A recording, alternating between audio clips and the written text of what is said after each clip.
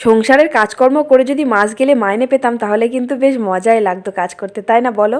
সেই সুযোগ কিন্তু ইউটিউব করে দিয়েছে। যারা যারা এখনো ব্লগ ভিডিও শুরু করে জলদি জলদি ব্লগ ভিডিও শুরু করে দাও। এখনকার দিনে কোনো মেয়ে বা বাড়ির বউ কেউই পিছিয়ে পড়ে নেই। ধৈর্য শক্তি রেখে একটু পরিশ্রম করো, দেখো অবশ্যই ফল পাবে আমার মতো। তো যাই হোক, আজকে আমি খুব তাড়াতাড়ি ভাতটা বসিয়ে দিয়েছিলাম, ভাতটা রান্না হয়ে গেছে। আর লম্বা লম্বা বেগুনি ভাজলাম, আর লম্বা লম্বা শিম ভাজলাম। লম্বা লম্বা শিম ভাজা আমার ভীষণ প্রিয়।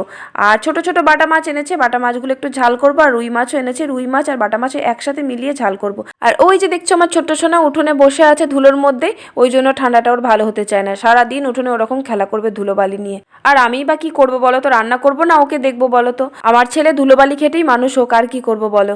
আর এই যে মাছের ডিমও ছিল, একটু মাছের ডিমটা একটু পেঁয়াজ লঙ্কা দিয়ে ভাজলাম, আর ওই সব মাছগুলো ঝাল করলাম, আর কলার ডালও করলাম, মুসুর ডালও করলাম। তারপর ছোট সোনাকে চান করিয়ে খাইয়ে দিলাম। তারপর আমরাও কার্টুন দেখতে দেখতে ভাত খেয়ে নিলাম। আর সত্যি আজকে আমার ফেভারিট রান্না হয়েছিল। আর আমি খেয়ে নিই, তোমরা একটা লাইক করো। Bye bye.